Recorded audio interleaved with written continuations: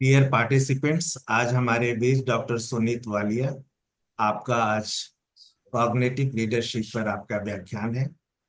Doctor Sunit Walia is an assistant professor in the department of business management at the school of commerce and management, doctor Hari Singh Gour Vishwavidyalaya, Sagar, with a specialization in human resource management. Dr. Walia has been in her current role since June 2013 and also served as the placement in for his department, her department. She holds a diverse academic background, including degree in BA, LLB, MBA, and PhD.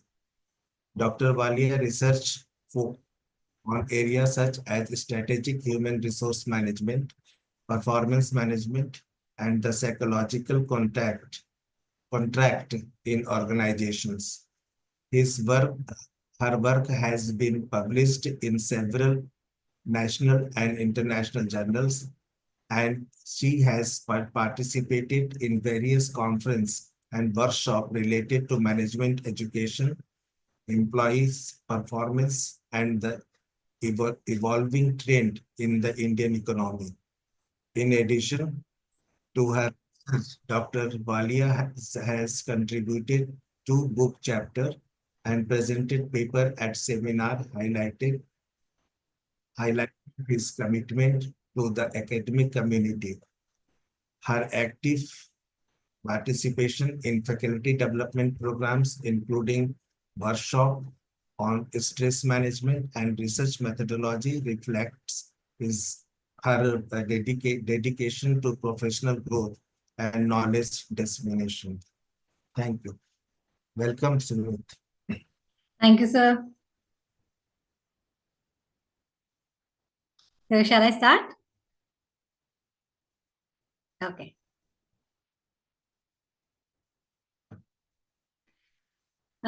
So, good morning, everyone.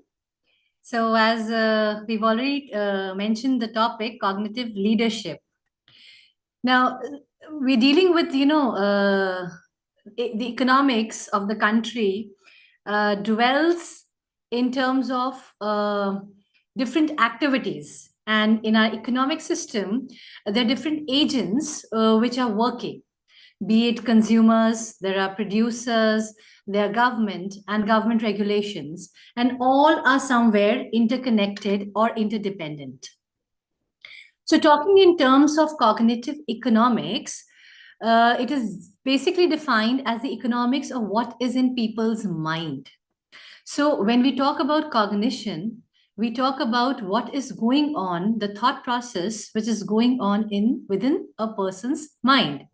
So the mind, be it the people, the thought process, this thought process basically refers to the choices we make, the decisions we take, and the relationship which we established socially among ourselves between different agents. As I said, we are different people dwelling. The technology is one part, the labors are one part, human resource is one part, the government regulations is one part, and we are all interdependent. So the choices, the decisions, and the relationship we establish, how do we do that? And what choices we make, and how do we make the choices? And accordingly, we take our decisions. So talking in generic terms, what is leadership all about? So leadership, when we hear leadership, we talk, or the first thought that strikes us is the people and the followers. So in generic terms, if we say leadership, the thought comes to us is we need to motivate people so that they follow what our vision, what our objective is. And when we talk in terms of organizational or corporate leadership, the leader is supposed to monitor, supervise, and make an optimum utilization of the human resource which is present in his or her organization. Then it is the leader who decides and takes decision what compensation package should be. He also ensures the satisfaction that an individual employee can derive in terms of the work allocation, the roles and responsibilities. Moreover, organizations have all kinds of resources, be it economic resources, the finance, the labors, the human resource which is working in the organization, and the infrastructure. And the basic focus of any leader is that all these resources must be optimally utilized. They should not be wasted, including the technology that is being used in the organization. So, basic question arises, what type of leader are we looking for? The organizations are different. The nature of organizations are different. I take an example of defense industry or defense sector. We have, which is based upon the officers and the soldiers. So there, the command and control, the instruction leadership basically prevails. The soldiers have to act according to the command, the instructions given by the senior authority. They do not apply their mind. Their thought process is not valued. What the thought process of the leader, what the leader thinks, accordingly he decides and then he gives his command. So, what type of leader are we looking for? Then we have the IT sector. IT sector is basically based upon research and development. You have your software programs, you have a team of people who research, develop softwares, programs, and to facilitate the commercial working of different enterprises in the market. So we have, depends upon the organization and the nature of working of the organization, that when we come to the question is, what type of leader are we looking for? Then another question is, what should be the style of leadership? I'm sure you must have all, since we are all from management background, you must have studied the different styles of leadership. There is an autocratic style, there is a participative style, there's a democratic style. So what kind of leadership are we looking for? And how the people who are regarded as followers adapt the style, adapt to the norms of the leadership, and how are you able to influence? And the pertinent question is how to lead. How can you lead? How you, as an individual in a given situation, bring out your leadership trait before the people and convince people to follow you. So, coming to the term cognition, what does the term cognition actually means? So, in generic terms, it is said that it is a mental action or process of acquiring knowledge and understanding through thought, experience, and senses. So, in generic terms, we can explain, we understand what cognition is all about. Cognition is all a mental process. What we think. We think on the basis of the past experiences, the knowledge we have. We perceive a situation accordingly, and that makes us a thought process. The senses, we use the senses to us, the eyes, the ears, basically what we see, what we hear, what has been our experience, what has been the past knowledge, and accordingly we process that situation. So, a good example of cognition is that your learning ability, you are perceiving a situation through logic and reasons. If you find a situation which you can come across a situation, for example, if I take a corporate example where there is a team leader and there is a team member who is creating a conflict. So either you can act or react harshly, or you can reason out why the person is acting or reacting or the way he's behaving. So you are using your knowledge, your experience, a reason to deduce or conclude a situation. So that is what cognition or mental ability does for us. So in general, we can say that cognitive processes use existing knowledge and generate new knowledge. So now we can understand what cognitive leadership is all about. So through our mind, through our experience, through our knowledge, when we understand a situation, we adapt, act, and react to that situation in a style using the knowledge and skill tools to that particular occasion. That is what cognitive leadership is all about. So, this leadership is the ability to trust and be trusted. How can you generate trust? So, when you want to be a cognitive leader, the first and foremost requirement is that the people whom you wish them to follow you or to understand what your vision is, you have to generate trust among those people for you. So, this trust is for oneself. Initially, the leader himself should trust his own vision, his own belief, his own thought process with which it is aspiring to lead the people. It needs to understand the situation and it needs to trust the amount of experience and the knowledge an individual has and can use it in that particular given situation. So now the question is, this leadership trait, or you as a person in the chair of a leader or in the shoes of a leader, what leadership style should you acquire? So, can you say, or do you have to learn? The question is how to be dictatorial. Like I had given you an example, the nature of organization, the nature of corporate requires a different style or kind of leadership in every organization and for different people. So you have to learn. So, how to be dictatorial? Then there are organizations where you need to make decisions and establish relationships where you go for a team effort or a teamwork or a group working. So you need to understand how to be democratic. Then there are people or situations in an organization where it requires to take the opinions of the people. So you need to learn how to be participative. I can hear some voices. Do you need to ask some question?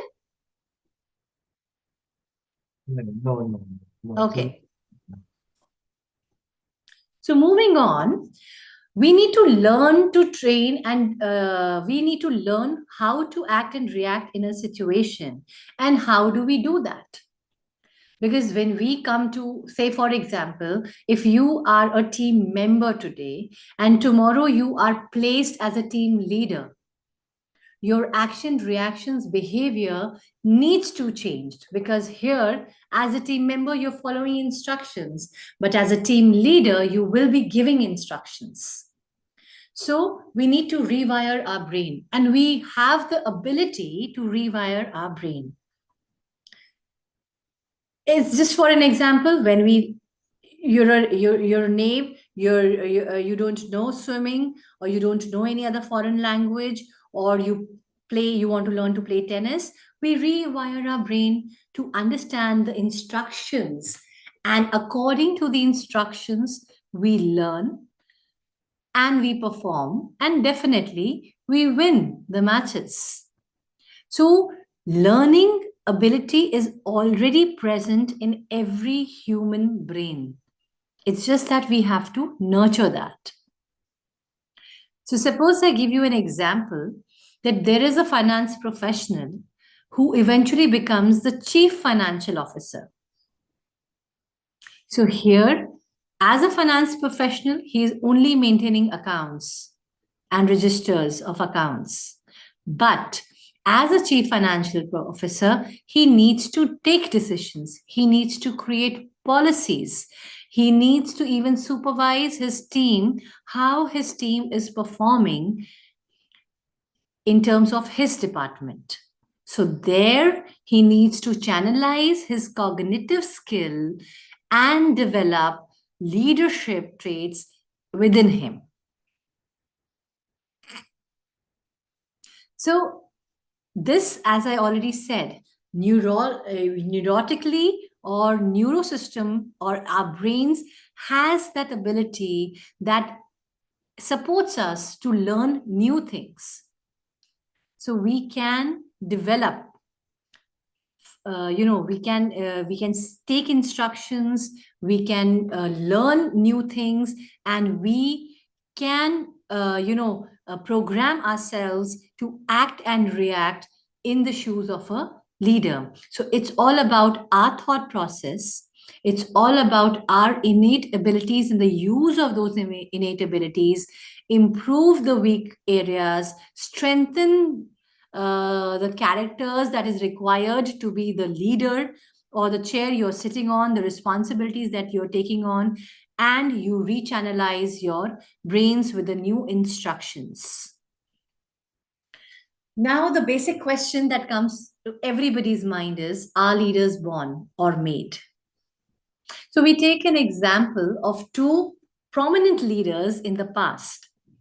So one side, we have Mahatma Gandhi, who came as a given situation, as we all know the history of Mahatma Gandhi, who came as a situation, went to do the law, and then he came to South Africa.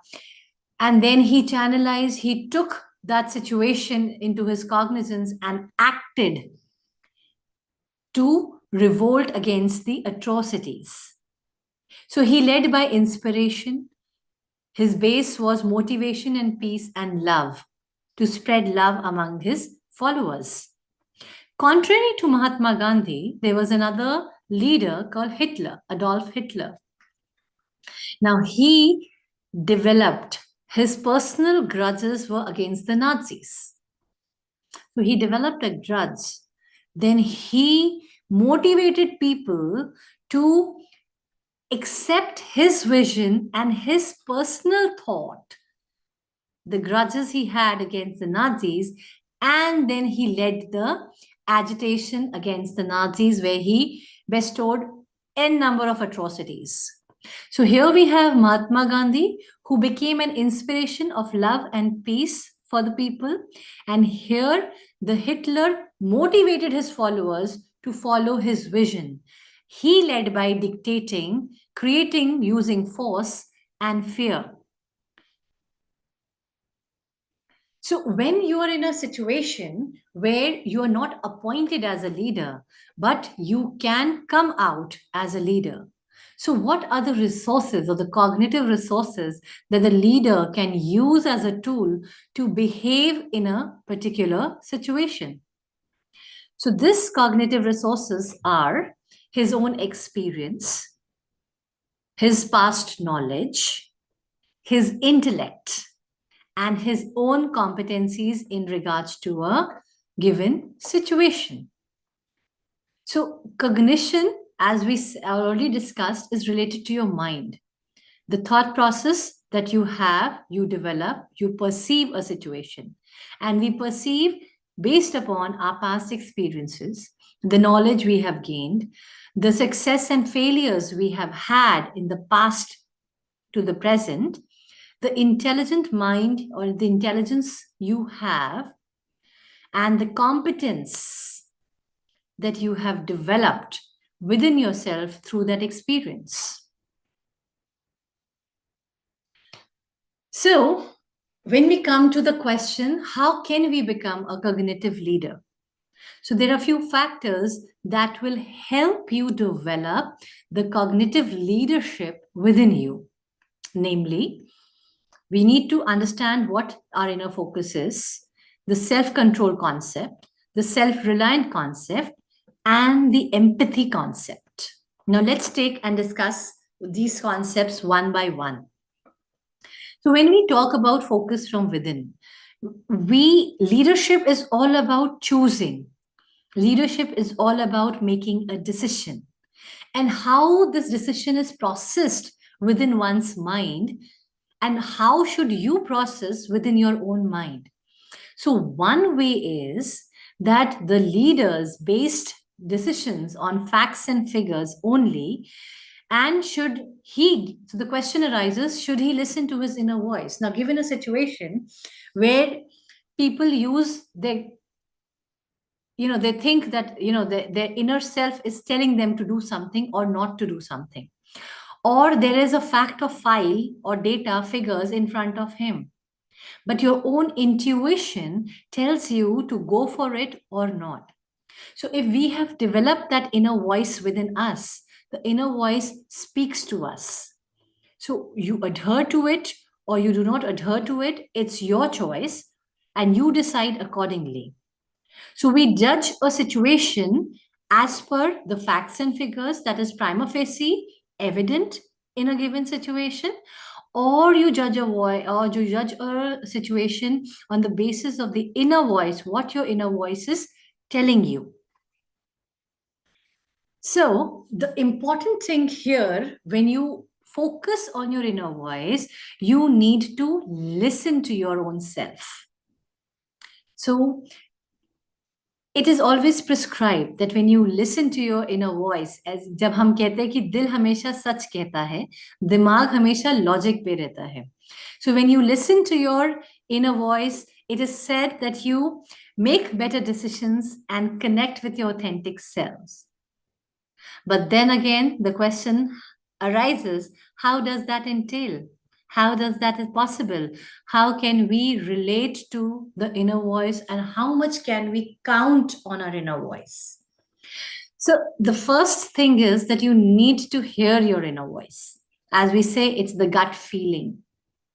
So the gut feeling basically tells you what is right and what is wrong. However, this feeling of right and wrong is hardly foolproof. You can't explain it. You don't have evidence as per the data or facts or figures. But your inner voice is saying something. Your gut feeling is telling you to do something or not to do something. Anyhow, when we listen to our inner voice, we then choose to take a decision that tells us what to do and what not to do. So here, as an individual, as a human being, you're establishing trust within your own self. So the first and foremost that is required for a cognitive leader is to establish trust. But if the leader is not able to trust himself, he cannot make people trust him either. So to generate trust, he needs to understand what he is, what does he wants, how will he process that. So he needs to establish a trust within his own self. The second concept that you need to work upon is, being a cognitive leader, is the concept of self-control. Now, this concept of self-control as a human being is very important. This self-control, see, human beings are all full of emotions. We are influenced with love, hate, anger, agitation, aggressiveness. But it is never prescribed that you can express these emotions anyway, anytime. Why? Because a situation may be expecting or demanding something else from you. So it is the cognitive control is the scientific term of putting one's attention where one wants it and keeping it there in the face of temptation to wander. So how do we process this self-control within us? There is another concept, scientific reason of our working of our brain that is located in the prefrontal cortex of the brain, which is known as willpower. So you have many times we have come across situations where we have found a person working very hard and coming out very strong. And we simply remark, he has a strong willpower. And then we find a situation where people succumb to weaknesses. They're not able to take a stand for own themselves. They're not able to fight a situation. And we simply remark, oh, he might be having a weak willpower.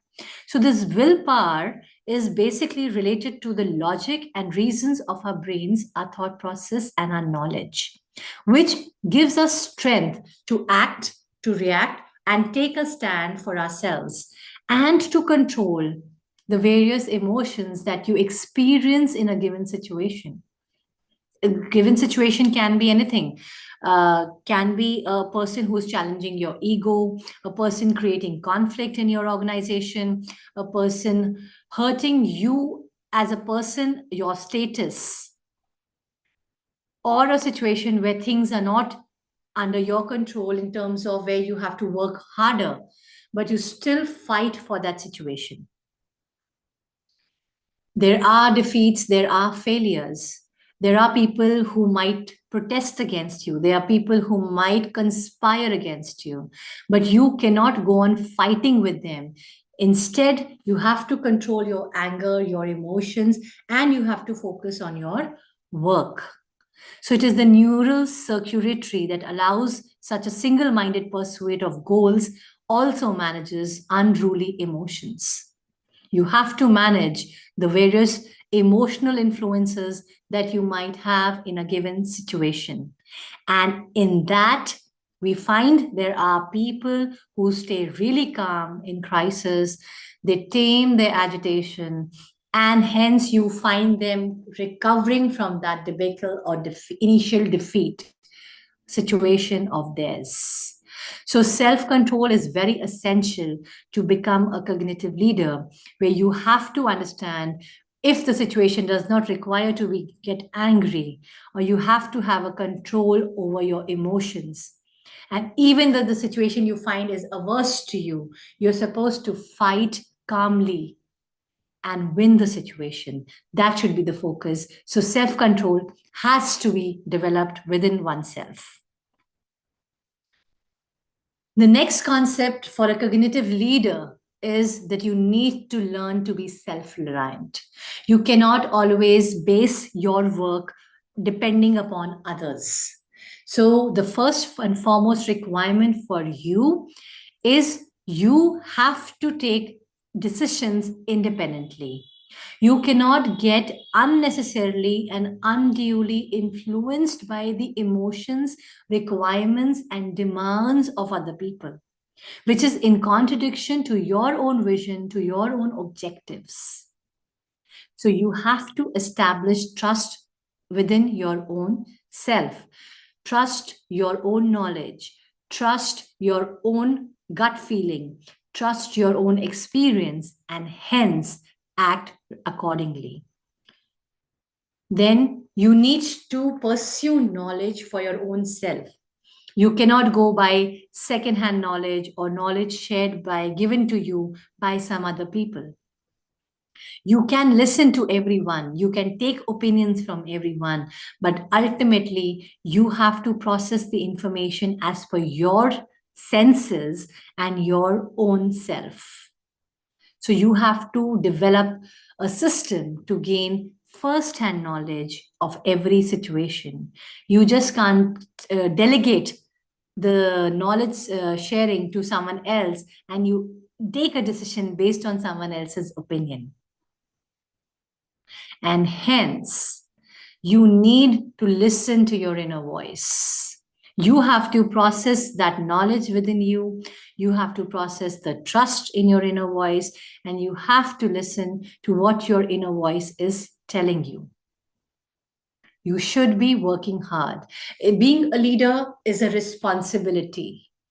Being a leader does not give you authority. So you need to work hard. You do not have to make people following you work for you. You have to work hard enough to get or to achieve your visions and to also support the people you're following you. So the lesser the dependent on your resources, on people, or any other situation, the better you shall be as an individual person. You need to focus on various other facts also. You need to focus on the environment that you're dwelling upon. You need to focus the kind of people around you. You need to convince those people, you need to motivate those people so that they understand what your motivation, what your vision is, what your objective is, and hence they come to support you. And how that will be happen? You have to bring in some common ground between you and the people. You have to inspire them, you have to convince them, you have to motivate them. And hence, you have to even sometimes listen to your people.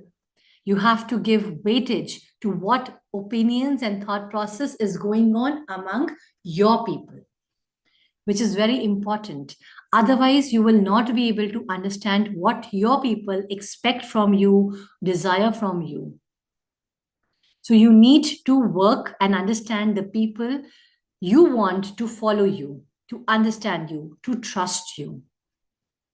So they emerge as a natural leaders regardless of organizational and social rank. So when you focus on others, you give importance to what others want.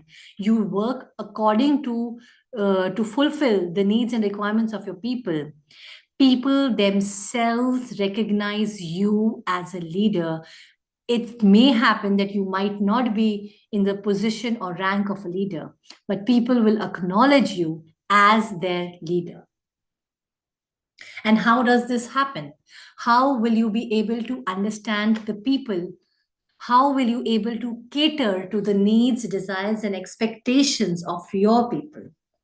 For this, we understand it through the empathy triad. So first triad is cognitive empathy. Now, cognitive empathy is all about understanding another person's perspective. So when we are working as a team, in a team, you are the leader, you have to get the work done, but you have to understand what is going on in your people's mind. Are they happy? Are they satisfied? Are they trusting you? And what is their perspective to a given situation? So if you're not able to deal that, if you're not able to handle that, or if you're not able to understand that, that what is going on in your person's or team member's perspective, you will not be able to channelize them or focus their skills towards your goals. You need to understand your team. You need to understand the people you have around you. Second requirement is the emotional empathy. You also need to have the ability to feel what someone else is feeling. Suppose you are you're in a project, you are the project head, and there are people, there are architects, there are engineers who are working with you. You have a certain vision to complete that project in a certain manner, but you really need to understand what the engineer of your project feels about it, what the architect of your project feels about it, how they are perceiving this project as, and how they think this project will be laid and reach to success. The pains, the fears they have in their mind, you need to first understand them and then channelize them to work according to your own vision, to work according to your own objectives. And last, the empathic concern. So, the empathic concern is all about the ability to sense what another person needs from you. So, being a leader or becoming a leader or sitting on the chair of the leadership does not basically ends the responsibility. Basically, it is the beginning of the responsibility. Because if you are leading the people, you are supposed to understand the ability, have the ability to understand what they expect from you or what they require from you that you should do for them. See, people become your followers for basic reasons. Why? People accepted Mahatma Gandhi as their leader. Why? Because he focused on freedom, which everyone else wanted. He focused on non-violence. People believed, have the same thought process that yes, the lesser the bloodshed, the better we are. The lesser the human sacrifice, the better we are. So, leadership is a big responsibility. Leadership, you cannot separate leadership from responsibility. Leadership is not authority. Leadership is all about the responsibility for the people that you have as your followers. So you must have that empathic concern about the ability or this for understanding what people need from you. Then only you will come out to be their choice of leader. So we must understand this empathy triad is very important for you to develop within yourself. If you are in the shoes of a leader or in a given situation, you need to understand what the person's, other people's, your team members' perspective is. You need to understand how do they feel, what do they feel about you. You also need to understand the concerns and expectations or what their requirement is from you when they are choosing you to be their leader. So, for this, it is very important that you create a bond among your own people. If you do not create a relationship between you and your followers, the trust will not happen. The bond will not be created. People will never express what they need from you. People will never share their feelings with you. People will not tell you what they think, what they perceive in a given situation. So, what does then when this happens? Usually, leaders encounter resistance, leaders encounter stress, leaders encounter agitation, and sometimes to an extreme level, leaders encounter revolt when people do not agree with them. So, to generate trust, you need to create a bond and you need to build a healthy relationship between the leader and the followers. So, if we take an example, a corporate example for this, so there is a CFO, that is a chief financial officer, who is technically competent, but he bullies some people.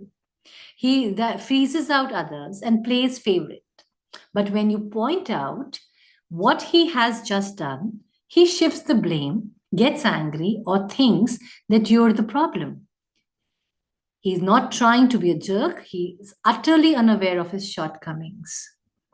So when you find a person in a chair, in a situation, in an office, who is the head of a given department, and that person is behaving or acting very prejudiciously, very full of bias, he does not cater, he's not uh, empathetic towards the people. He does not care for what his team members are thinking of him or what he's doing. So he will have problems managing these people. You will find that such kind of leader in a given chair or given department will always encounter conflicts, and his team members will never go an extra mile to work and support his own vision and support his own objectives. So this is very important, that if you do bad to the people, to your followers, or people who expect from you, you're doing bad to them, in return for that, you will never ever get their support.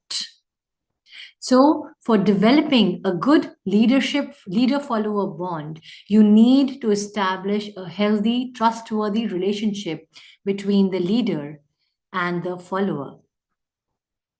And what do we require to build a good relation?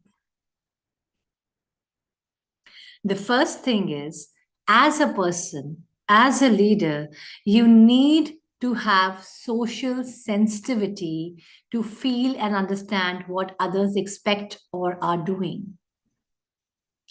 As I said before, Leadership is not about authority. It is all about responsibility. You are put in a place, in a chair, in an authority position to do and cater what needs to be done for the betterment, growth, and development of the people or the team members with you. You need to have that sensitivity. What kind of members are in their team? What are their talents? What are their skills? You are supposed to recognize them as an individual, respect them, and treat them as human beings. And you need to understand what they expect from you as their leader, or as their boss, or as their supervisor. They need supervision. They need monitoring. Do they need guidance? Do they need, maybe faults happen, ups and downs happen. People are new to the organization. They're not able to perform that well. So in that situation, if do not show your sensitive side to them, and you're harsh and cruel to them, you do not guide them properly, or you do not give them an additional scope of improvement, what will happen? The person working in your team will have the feeling that he will not be able to survive with you. And then what will happen?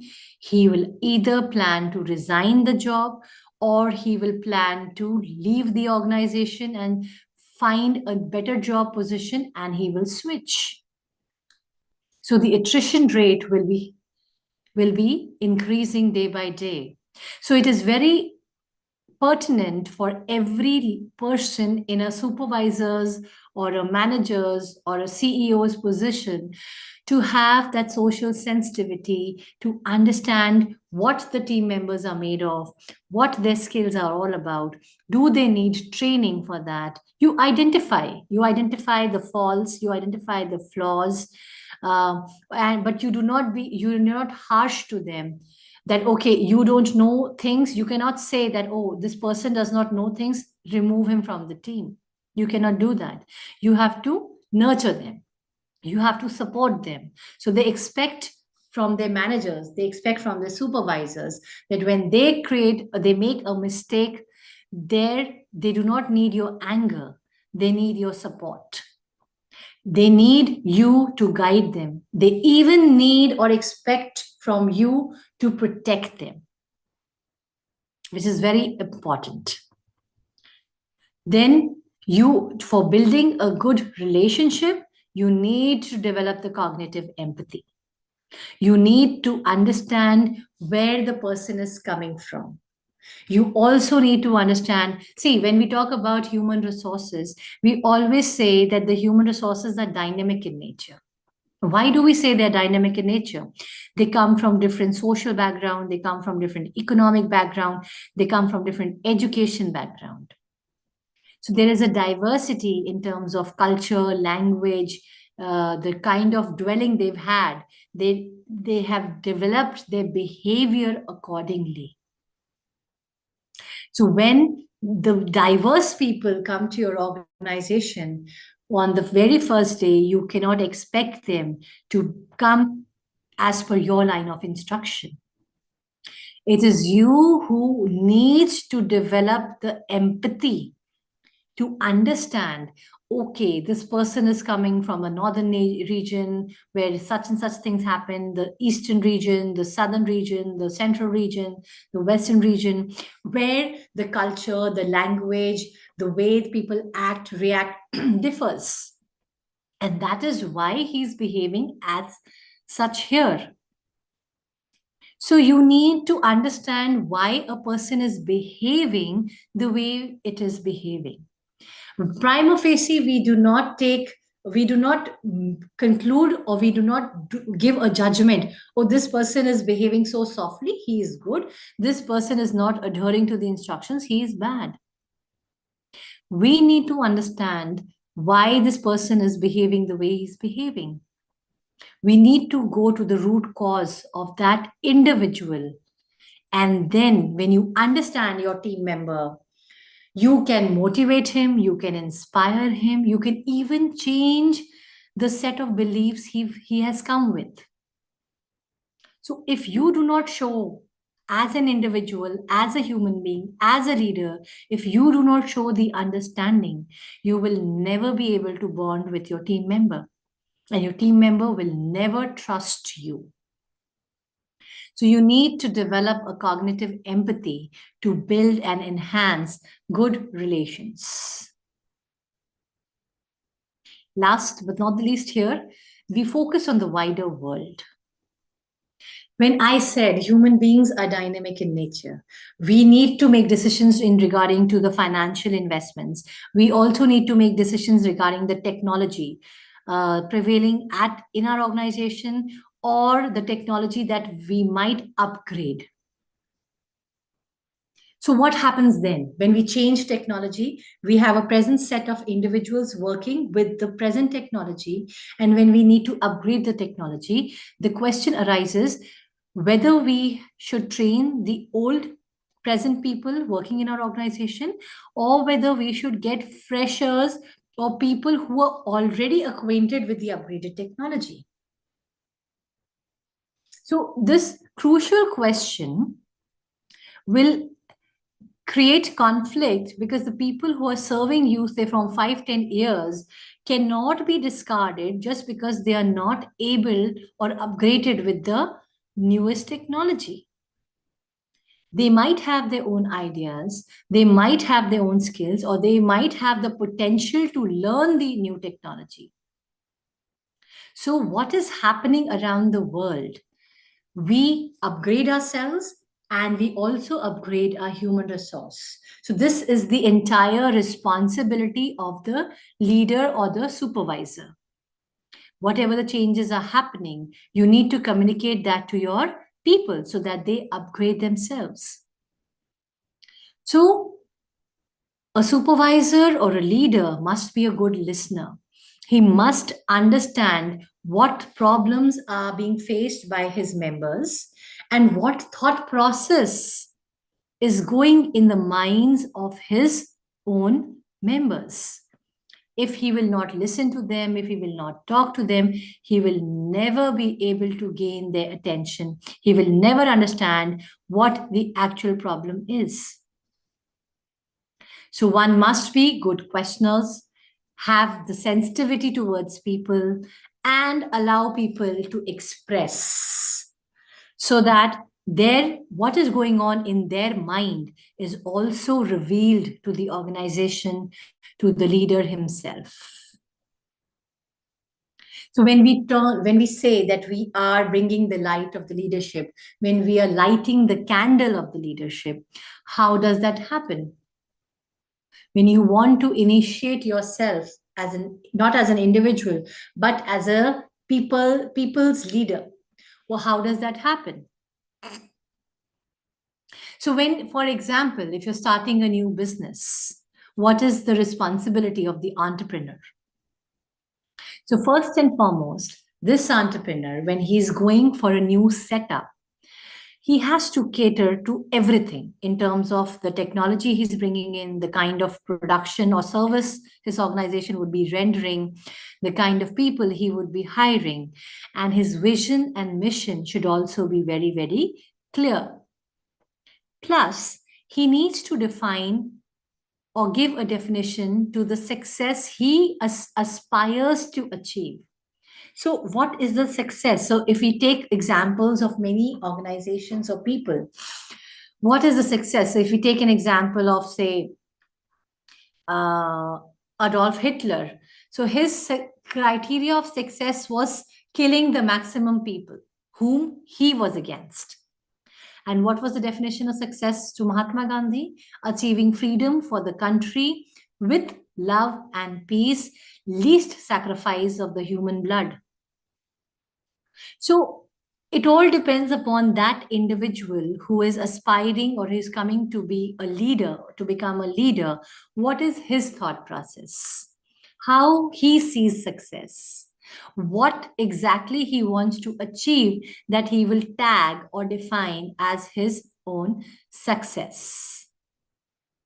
And then it is very important to also understand that when you set up a new enterprise or a system in your organization, what you must do, what process you must lay to achieve that success. So see, success, when in generic terms, when we talk about leaders always have a vision. They always have an objective. They think they choose a path, they decide upon a path, they choose a path which they think that it will lead to the achievement of their goals or targets. And that is what success for them is all about. So we have different examples of social service people who are involved in social service and NGOs. For them, the success is you might find Medha Patkar and other people who are working for the society.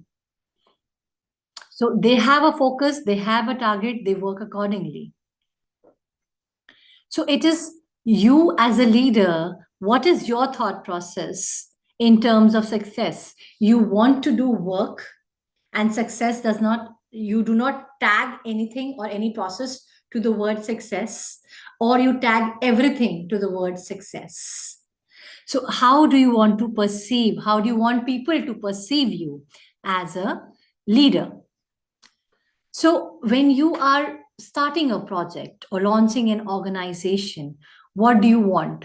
The first is your initial focus is that you must find a direction. You must lay out your target, the direction that you want to work at. And then you convince and motivate and inspire people to walk on that pathway, to work towards that direction which you have structured for achieving your visions and objectives.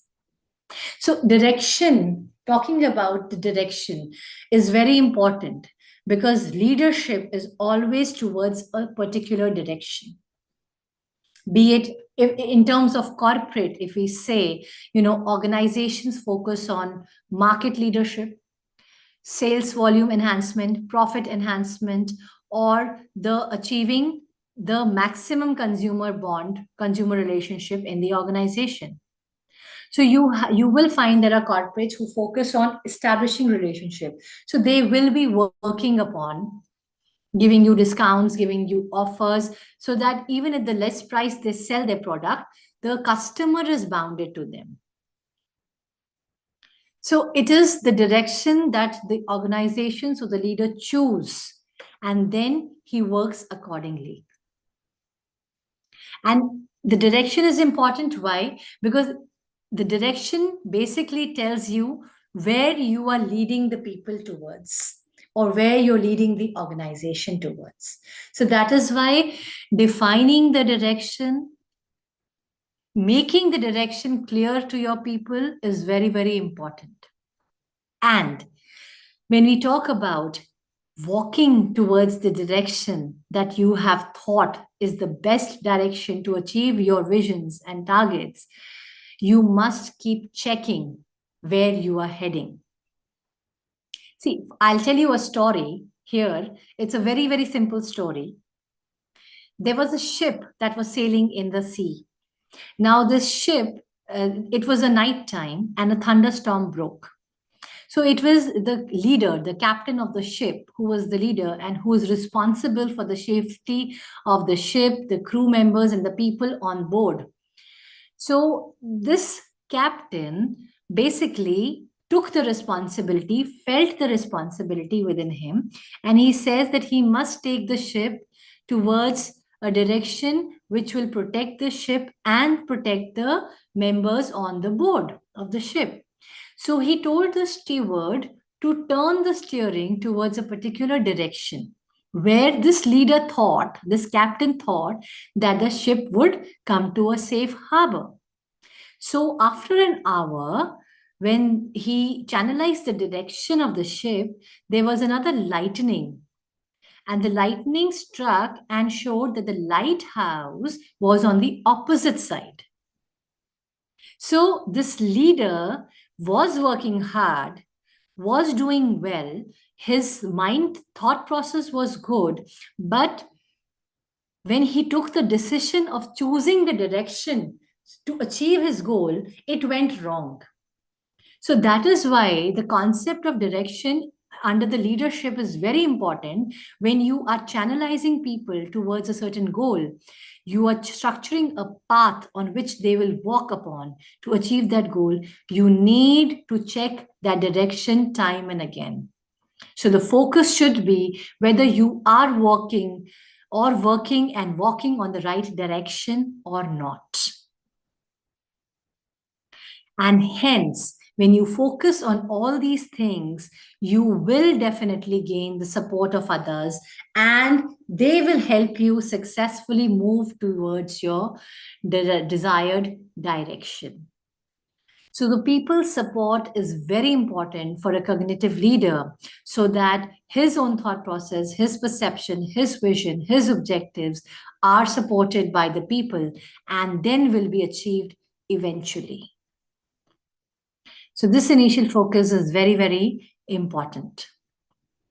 So when you initiated this project, you need to now launch whatever the project is, whatever the enterprise is, what the new setup is.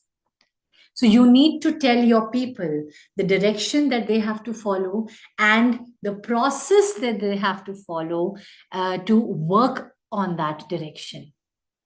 And how do you do that? You do that by preparing and laying down systems and schedules.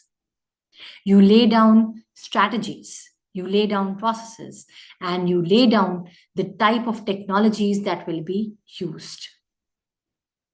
The strategies that the organizations make, as I had given you the example, whether the organization wants to be a market leader, that in terms of the competition that is prevailing, the competitors, this XYZ company is the market leader because he has the maximum number of consumers. Second strategy that we talk about is the cost leadership. So I am selling my product at the minimum price from my competitors because I'm focusing on the cost effectiveness of the product and not on profitability. So whatever my strategy is, I want to become the market leader, I want to have the cost leadership. Whatever my strategy is, it should be known to my team members. It should be known to my team officials. Strategies should be made, and whenever it is modified, it should be communicated to all the people who are working, who are walking in your direction. So strategies have to be developed, have to be made, and have to be communicated. So when I talk about a cost leadership strategy, that means among my competitors, I have the least cost price product. So least cost में हम क्या करते हैं? What do? We take our decisions accordingly. If I have to make a cost effective, I have to strategize my cost of production.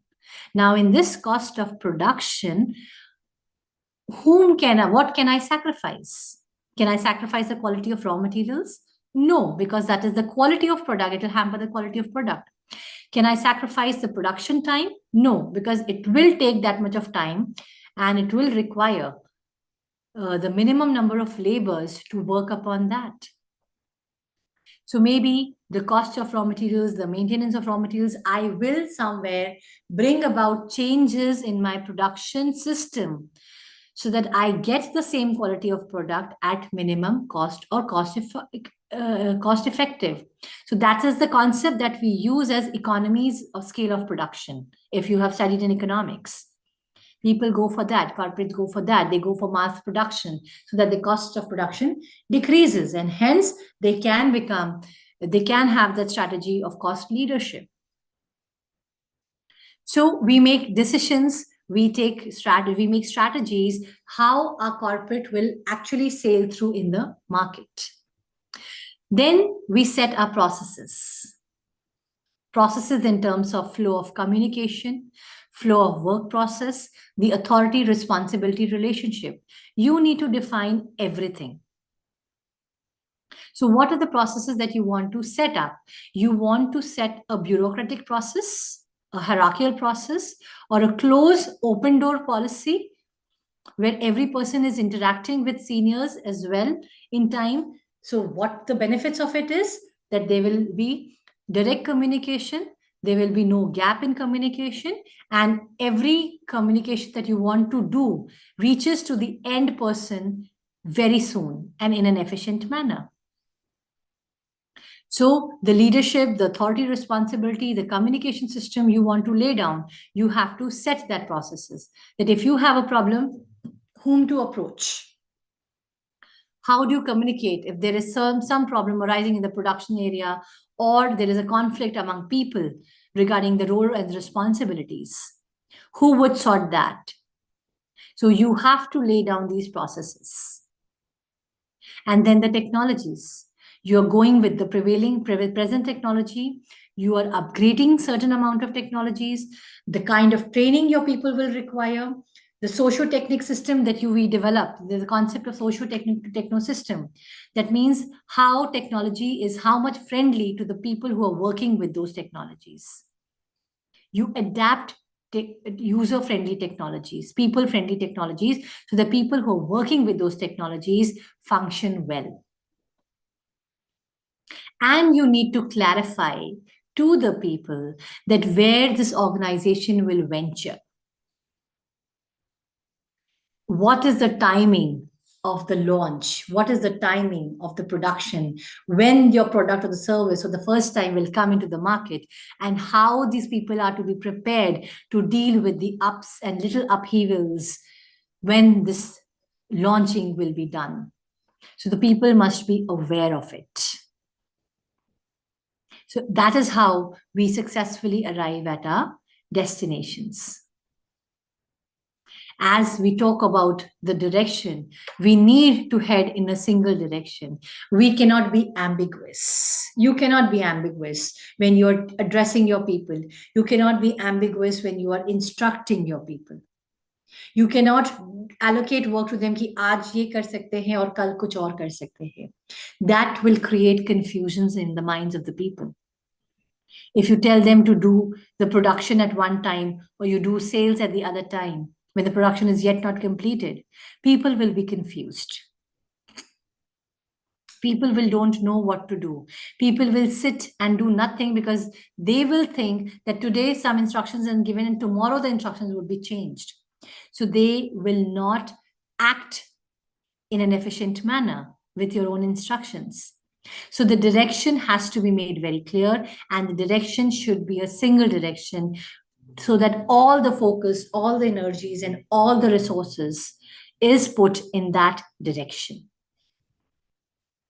Then the people should also be clear on the path and destination the organizations expect them to walk on for each employee.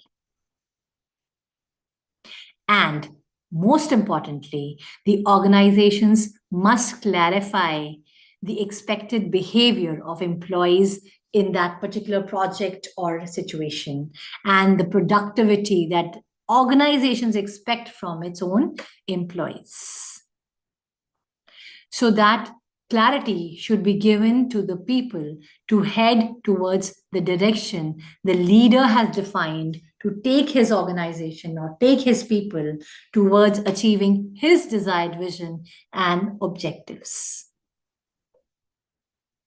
So for all these things, the actions of leaders is always checked. People who are following you, people who are your team members, they also have aspirations. They also have expectations. And whatever instructions you give them, they then process their own thoughts and then they come to conclusions whether things are going right or things are not going so right. So hence, if you have to convince the people, the leader must design, plan, and draw the roadmap and communicate it to all. Leader has to ensure that the people or the team he's leading understands equally and efficiently what his plan is, how does the plan will be processed, what the roadmap is, how will we be going in what particular direction, and what are we supposed to achieve. And then he will, or the leader has a responsibility. When this roadmap is clear, he has to accumulate the funds, the technology, and the skilled human resource which he will use or for achieving his target. Then eventually, when the people are working on his plan, when the people are working to achieve what he has structured as a target or as a vision, their hard work and perseverance, people are supposed to be motivated to work hard, to fulfill, to energize what is required for achieving that particular target. So, talking about cognitive leadership and talking about leadership, as simple team members or as us, as simple common citizens of the country, what kind of a leadership role we expect our leaders to have? I'm not talking about the style. Style is a bit different. But as a leader, what kind of a individual leader we aspire to have, or we expect the leader to act the way he needs to act? So the first kind of leadership is the trusted leader. So if people want, okay, we need a leader that we can trust blindly. We need a leader that एक बार हमने उसको leader बना दिया, we don't have to take the stress, we don't have to take the tension. What he is doing, he will do the best for us. So that is called a trusted leader. So what is the responsibility then this leader, trusted leader, should have or should show so that he can prove that he is the trusted leader? So, first and foremost requirement for a leader to be a trusted leader is that he should always tell the truth to his team members or followers. He can't hide his personal interest or his self-interest or any vested interest that he has in relation to any project that he's doing. Secondly, he must lead by example. He has to prove his worth, his own talent, his own skill to the people, that he is capable of leading them and doing the best for them. Since leaders are also humans, errors happen. To err is human. So if that happens, he must immediately admit his mistakes and plan to and work hard to rectify those mistakes. If he gives the commitment to a certain project or certain things for his team members, he must ensure that he is keeping his promise and his promises are fulfilled by him. Then he is there for the people people who are following him or who is after him. So he needs to assess the intentions of the people. What do they want? What do they expect? Most importantly, he cannot bestow fears among people. He cannot get his things done through fears. He has to motivate them with peace, with assurance, not by fear, not by force, not by power. And he needs to be really consistent in what he's doing, the way he's doing. He cannot fluctuate. He cannot be ambiguous. He cannot promise and do not abide by it. He cannot keep on delaying things. He has to be consistent for his own actions. So if a person wants the people to trust him and trust him blindly, he must present himself and fulfill all these criteria to prove himself as a trusted leader. Second would be nurturing leader. If you aspire to have a nurturing leader, or a leader needs to be a nurturing leader, so what is expected, what is required? He needs to develop a sense of family within the organization, within his team members, within his people. He has to give them that he is in the position of a leader, but as an elder person, not as an authority. And he is working for them, for the people. He must check the employee's work in terms of psychologically, emotionally, and physically, whether the employee who's working under him is okay, is satisfied, is emotionally stable, is physically fit, and working according to the work. He must cater to their psychological, emotional, and physical uh, interferences if anything is happening as per the work process of his organization. Then he must also understand that people have emotions. If certain employee is working under fear of losing his job or not able to work well, he must calm those fears of the employees and give a supporting hand to the employees. He must acknowledge individual progress. He must recognize and appreciate people who are working in the organization, commending them and awarding them accordingly. He must attend to immediate needs of the people. People have needs. People can indulge into any conflicts, any problems. So if there is any problem, it should be immediately solved. And he must also nurture the people's skills and abilities. Some people have hidden abilities. He should be able to recognize them and nurture them. So that is all about nurturing leader. Then we have strategic leader. A strategic leader is basically who plans on actions. A strategic leader is all about, working well in the organization. A strategic leader is basically focuses on the work of a leader. So how that work has to be done, how that work will be achieved, how that work will be supported. So he will work everything he will do to and strategize everything to achieve his basic targets. So for that, he needs to have a knowledge of the industry. He must accept input from other sources. He must decide where the organization is headed to. He must keep an eye on the competitors. He must try to see things from a different perspective. And then last, we have the working leader.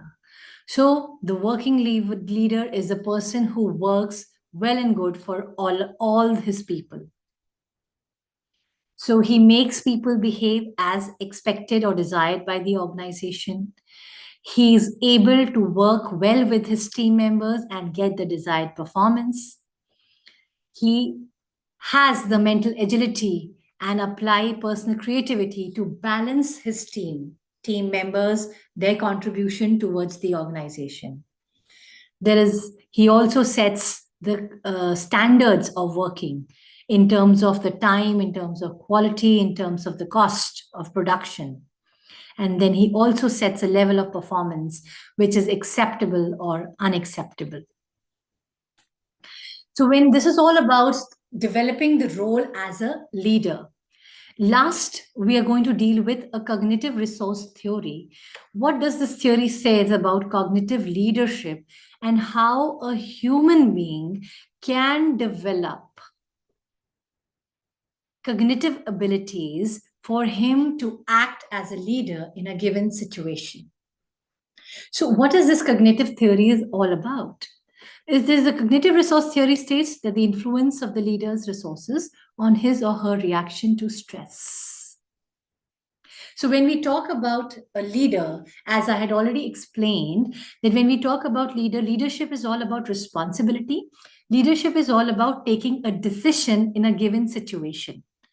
And this the leader does through his own intellect, through his own experience, through his own knowledge. So what happens when in a situation of crisis, the leader is influenced with high amount of stress? So we all understand what stress is all about. Stress is a feeling of emotional strain and pressure. So when we accomplish stress, the stress is all about. So when we experience stress, so stress basically hampers our thought process. Stress basically restrains uh, a flow smooth of knowledge that we have or experience that we've already had. So this stress actually hampers any individual, specifically a leader, to take the right direction or to take the right decision. But how to manage stress? So the cognitive resources that an individual has is his own experience, his own intelligence, his own competence, and his own task relevant knowledge. So this theory is given by Fiedler and Joe Garcia, which says that if you need to take this theory into account, it all depends upon, if you need to understand what the leader is all about, you need to understand what the personality of the leader is. First, whether he will be or he is able to handle a stressful situation or not. Second, what situation is he in and what is the degree of stress in that situation? And then comes what bonds he has created between him and his members. So, one assumption that we work upon is this cognitive theory basically works on one assumption is that the stress is the enemy of rationality. And it is always said or it is prescribed that a leader cannot think in a logical and analytical manner if he or she is under high level of stress. So the kind of intelligence, the knowledge, the experience, effectiveness this people have, okay, depends upon what is the amount or degree of stress he is in, low stress situation or a high stress situation. Now, Friedler and Gracia stated that the leader's intellectual ability correlates positively with performance under low stress, but negatively under high stress. So it is assumed that when a person is in a routine situation or a low stress situation, the person acts and can act and take a rational decision. But if the person is influenced by a high stress situation, the person's ability to think or use his intelligence comes under question mark. But conversely, it also states that the leader's experience correlates negatively with performance under low stress, but positively under high stress, if the leader keeps that self-control concept within him. So the predictions of the cognitive resource theory is leaders should adapt a directive leadership style. The situation can be made stress-free. The group members should be giving him the support, and he must use his intellect in the right manner so that the degree of stress he is managed, he can take a control of the situation, and he can base his task structure and decide accordingly as per the given situation. So a very interesting question that is always put forth by people is, depending on the level of the stress, leaders can decide on whether to rely on intelligence or on experience. So intelligence is your own knowledge and the inner voice that you have.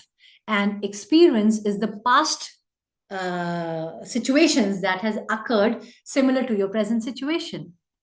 So it is the concept of the researchers. They state that for low stress situations, one should rely on intelligence. And for high stress situations, one should always rely on its own experience. So in the last, now I would just conclude my presentation of this cognitive skills with the two examples of high performing leaders. So there was an CEO of IBM, Lou Gressner, and the Apple Steve Jobs in 1993 and 1997, respectively. IBM was also not doing well. Apple was also not doing well. So, what this CEO did, the CEOs understood the market, they reframed the business model, they redesigned the models, and both the CEOs were deliberate in their execution, reconfiguring and facilitating strategic change by minimizing resistance across levels in their organization. So they came out, both Lou Gressner and Steve Jobs came out as a leader who convinced, motivated, inspired their members. They brought a lot of huge changes in the organization. Changes normally are resisted by the people. It is a common dynamics of the human resource environment that people resist change, and when change happens, you seldom get support of the people in the organization.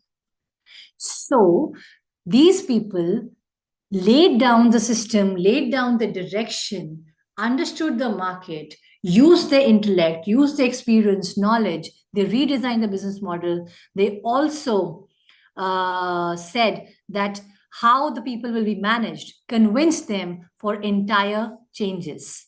And hence, they were able to convince people and lead their own respective organizations as in a prominent stage as a market leader. And presently, both IBM and Apple is doing well. So there's a simple process how this thing happened.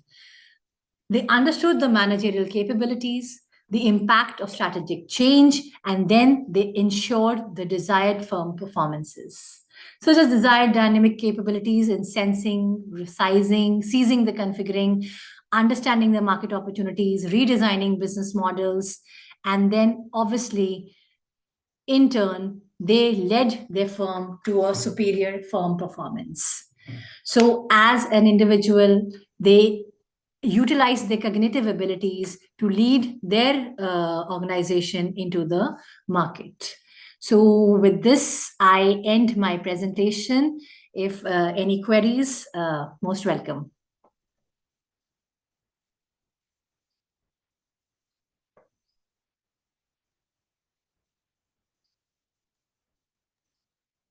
बहुत बहुत सुंदर presentation था madam. Nice informative session. Thank you so much. Anyone else? So I would just say in the end that the cognitive abilities सबके अंदर होते हैं. As we are all into academics, नहीं हो रहा madam. we'll develop the cognitive abilities among ourselves. जी. Video सबके off हो गए.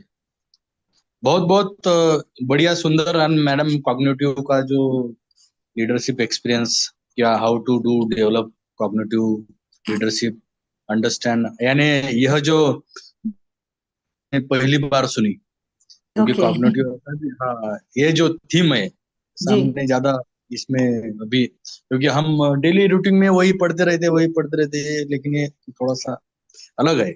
तो बहुत बहुत धन्यवाद. Thank you जी. Thank you so much. Thank you to Pandey sir. Thank you so much sir. Thank you. बहुत बढ़िया, बहुत ही अच्छे से एक्सप्लेन किया जी सर. लीडरशिप को. जी. इसी कॉग्निटिव लीडरशिप को हम लोगों ने अभी एक ऑर्गेनाइजेशनल पर्सपेक्टिव से देखा जी.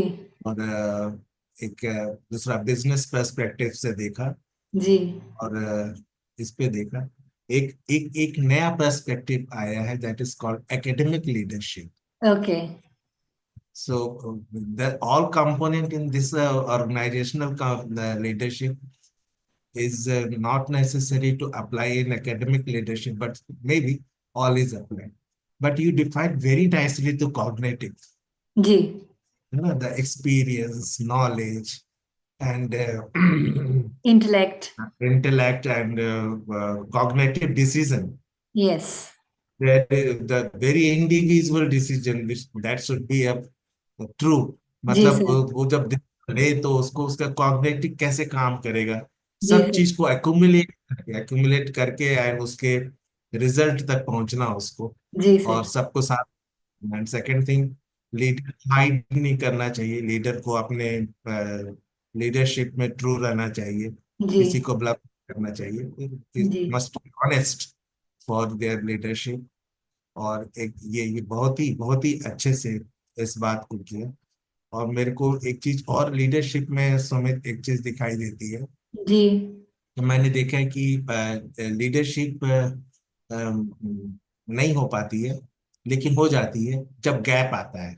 जी सिचुएशन डिमांड्स। सिचुएशन सिचुएशन जब ऑर्गेनाइजेशनल में फैक्टर्स में कोई गैप होगा, जी माने कोई गैप होगा जो सबको रिक्वायर्ड है, पर वो हम्म फिल नहीं हो रहा है, जी तो वो उस गैप को खोजना और उस गैप को का सॉल्यूशन खोजना, और फॉर फॉर सबके लिए।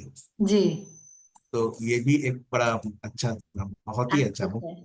बहुत बढ़िया सुनिए। Very good. Thank you sir, thank you so much. Thank you. Sir I leave now. हाँ ठीक है, चलो, ओके। ओके।